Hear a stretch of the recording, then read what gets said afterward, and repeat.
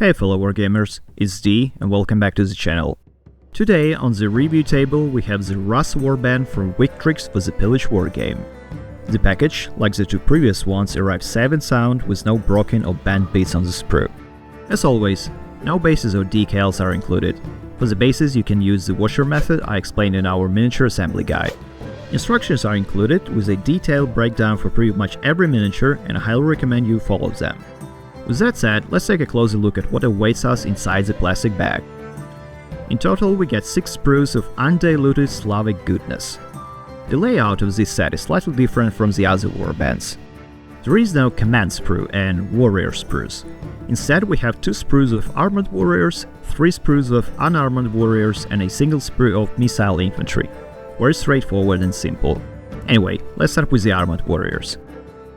Each sprue allows you to build 6 warriors, with an assortment of Dark Age weaponry and armor, with a complete breakdown on your screen now. Even though it's not a dedicated command sprue, there is still a banner pole to make one of the armored warriors a standard bearer. Let's take a closer look at the bits. As we pan across the bits, let me give you my overall impression. I've been waiting to get my hands on this set for quite a while. As I was born and raised in the fine city of Kyiv myself, this review is a personal one for me. And I have to say I'm very pleased with what I see. I enjoy the variety of armor, with some having a Scandinavian influence while others have a distinct Kievan Rus resemblance that I remember from paintings and archaeological items in museums from my childhood. The majority of helmets have that distinctive conical shape and chainmail coil for neck protection.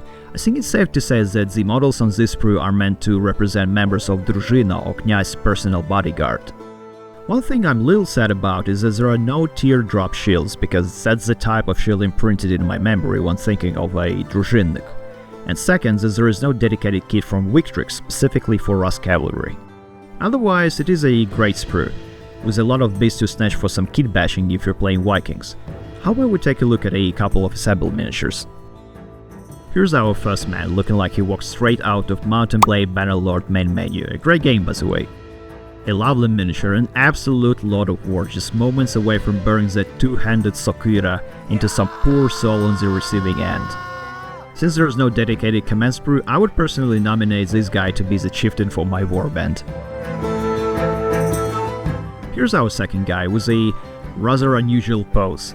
Seriously, I actually tried to replicate this pose in real life, and I think I figured it out, so here we go. He used his left leg to brace his shield for a more powerful parry, while raiding his sword for an overhead slash, I guess. Anyway, here's our last armored warrior. No fancy fencing techniques here, just straight up hacking and slashing with that sword.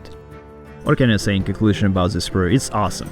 If you guys are looking to build a Rus Warband, Varangian Guard, or maybe kit bash some Yoms Vikings, look no further. The unarmored part of our warband is next in line, again with a complete breakdown on your screen. You get 6 warriors on each sprue with necessary bits to build a standard bearer and musician.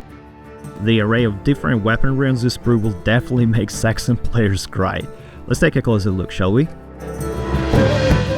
While we zoom in, let me do another round of rambling, I hope you don't mind. So one thing I also love about this set are the heads with the ocelledes, a very distinctive hairstyle with a long lock of hair on an otherwise shaped head. Even though this hairstyle is mostly associated with Ukrainian Cossacks nowadays, most depictions of Kniaz Sviatoslav show him with the same look. Back in the day, I understand this hairstyle was a sign of being noble-born. Another thing I wanted to point out is that there are 2 bodies on each sprue wearing a gambizon, unlike what we saw on the Saxon and Viking sprues. Before I forget, I need to mention that there are no beats here to make skirmishers, so you can use the method I suggested in our Viking review. Snatch the small axes from the archer sprue and attach them to a warrior's belt. Is there anything I don't like about this sprue? Not really, but I'm a bit confused about these square shields. I don't remember a single instance of Kievan Rus warriors using them, either in art or in museums, neither prior to the baptism in 988 nor after. Alright, here's our first assembled unarmored warrior. This hand holding a torch really makes me think that these sprues were designed with the game Pillage in mind, even before it was announced. In case you want to give this guy a torch, don't forget to attach an axe to his belt. Here's our second guy wearing a Gambizon, actually it's the first one we assembled in our reviews. To be fair, it's a shame Gambizons aren't a separate armor class in the game. I really like this pose, it looks like he's ducking behind his shield to avoid incoming arrows while holding his spear at the ready. And here's our last Sprue, which we won't be reviewing up close and personal. Instead, I will politely redirect you to our previous unboxing, haha! But seriously guys, we've seen it twice already and I have a feeling the third time won't be as a charm. Let me just briefly remind you what you get: 4 archers and 2 slingers. Can you build all 6 as archers? Yes, with some tweaking. Can you build all 6 as slingers? No, only 4. And that's it for today guys. On screen you can see the proud Saxon gentlemen we're going to paint together to a good, solid tabletop standard, so the Unarmored Warband review will have to wait a couple of days.